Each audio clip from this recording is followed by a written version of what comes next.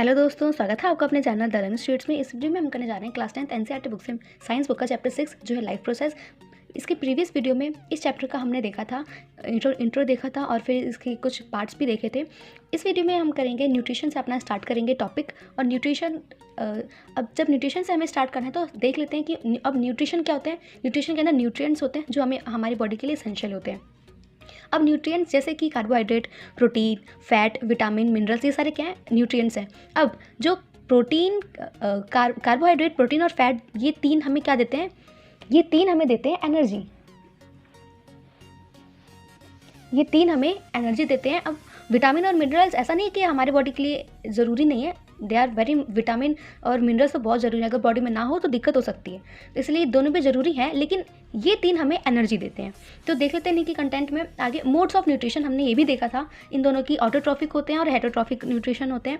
तो इन दोनों की हमने डेफिनेशन भी देखी थी। आज देख लेते हैं कि ऑटोट्रॉफिक न्यूट्रिशन और हेटरोट्रॉफिक न्यूट्रिशन में क्या मतलब होता है। जैसे अब ऑटोट्रॉफिक में देखा था हमने, ऑटो का मतलब सेल्फ और ट्रॉफिक का मतलब सिंथेसाइज, यानी कि जो अपना खाना खुद से ही प्रिपेयर करते हैं वो होते हैं ऑटोट्रॉफिक। अब जैसे कि ग्रीन प्लांट्स है ना, ग्रीन प्लांट्स क्या है? ऑटोट्रॉफिक है, क्योंकि वो अपना खाना खुद ही प्रिपेयर करते हैं, है ना, तो वो हुए ऑटोट्रॉफिक। अब हेटरोट्रॉफिक वो होते हैं जैसे कि जो अपने खाने के लिए दूसरों पर डिपेंड होते हैं।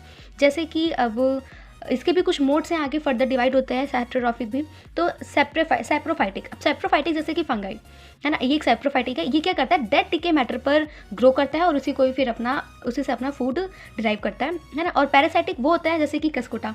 पैरासाइटिक वो जैसे कि जो दूसरे ऑर्गेनिज्म पर रहकर उससे अपना फूड डिराइव करे बिना उसको मारे, तो वो होते हैं पैरासाइटिक। जैसे कि मच्छर पैरासाइटिक है।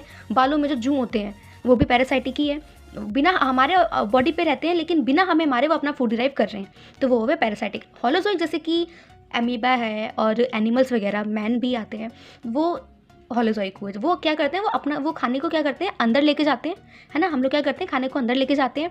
और अमीबा का भी यही प्रोसेस है, खाने को अंदर लेके जाता है, उसके बाद अंदर ही जो भी कुछ होना होता है, ऑब्जर्प्शन, डाइजेशन वगैरह, जो भी कोई प्रोसेस है वो सब अंदर ही होता है, तो वो है होलोजोइक।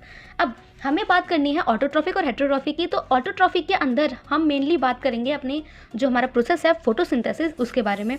और हेटरोट्रॉफिक के अंदर मैंने चैप्टर के स्टार्टिंग में ही बताया था कि हमें इसके अंदर एनिमल्स और मैन के कंटेंट में पूरा चैप्टर कंप्लीट करना है, हमारे सिलेबस में वही है। तो हम क्या करेंगे कि डाइजेशन के बारे में, हेटरोट्रॉफिक के अंदर डाइजेशन के बारे में बात करेंगे। तो देख लेते हैं ऑटोट्रॉफिक की। पहले तो ऑटोट्रॉफिक ही देखेंगे, ऑटोट्रॉफिक क्या है। तो ऑटोट्रॉफिक के अंदर हमें पता है फोटोसिंथेसिस के बारे में बात करनी है ना। फोटोसिंथेसिस, फोटो का मतलब क्या होता है? फोटोसिंथेसिस, है ना। तो यहाँ पर फोटो का मतलब होता है लाइट, है ना, फोटो का मतलब होता है लाइट। और यहाँ पर सिंथेसिस का मतलब कुछ और है, वो नहीं है जो पहले बताया था। तो फोटोसिंथेसिस अलग, फोटोसिंथेसिस के बारे में बात करते हैं। तो फोटोसिंथेसिस में क्या होता है कि एक यहाँ पर प्लांट बना लेते हैं छोटा सा। मान लिया ये हमारा कुछ इस तरीके से प्लांट है ना। और ये प्लांट है हमारा, ये इसके लीव्स है ना, और ये उसके रूट्स नीचे। और यहाँ से आ रही है सनलाइट, ये सन है और ये उसकी रेस आ रही है, देख। और नीचे इसके रूट्स में क्या होगा? वाटर होगा, है ना, वाटर होगा इसके रूट्स में। तो ये बन गया हमारा डायग्राम। अच्छा नहीं है लेकिन फिर भी डायग्राम तो है ना। तो ये हो गया हमारा डायग्राम। अब इस डायग्राम के अंदर फोटोसिंथेसिस की बात हो रही है। तो फोटोसिंथेसिस का प्रोसेस मतलब कि अब यहाँ पे क्या हो रहा है, फोटोसिंथेसिस में क्या होगा? वो अपना फूड बनाएगा। तो फूड कैसे बनाएगा वो देख लेते हैं। यहाँ से सनलाइट आ रही है ना, यहाँ से क्या आ रही है? सनलाइट आ रही है। और इसके जो लीफ है, उस लीफ के अंदर क्या होती है? क्लोरोफिल प्रेजेंट होती है, जिसकी वजह से जो इसके पत्ती जो इसके लीफ का कलर होता है वो ग्रीन होता है ना। तो इसके अंदर क्लोरोफिल है और इसके अंदर यहाँ से क्या आ रही है? सनलाइट आ रही है। तो सनलाइट और क्लोरोफिल के प्रेजेंस में ये क्या करता है? जो एटमॉस्फेयर है, एटमॉस्फेयर से लेगा ये CO2, कार्बन डाइऑक्साइड लेगा।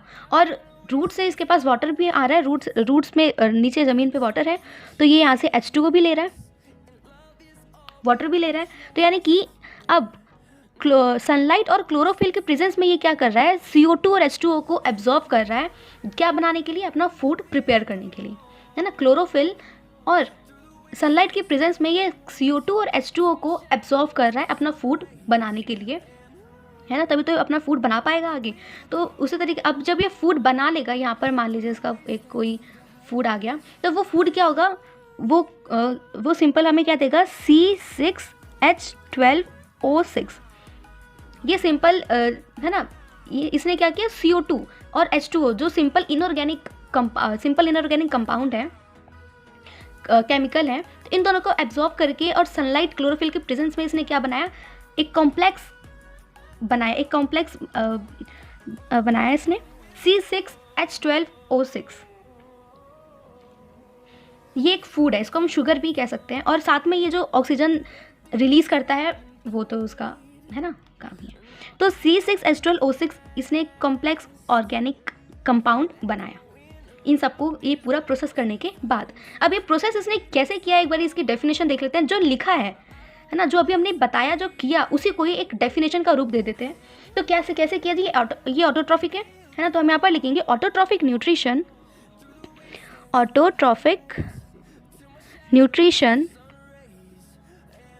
is the process by which autotrophs take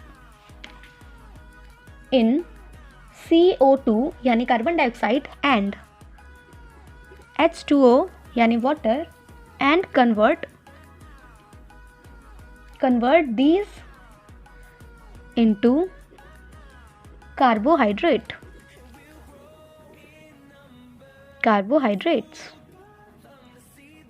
in the presence of sunlight and chlorophyll, है ना, क्लोरोफिल की प्रेजेंस में, है ना। इसी को इज कॉल्ड फोटोसिंथेसिस।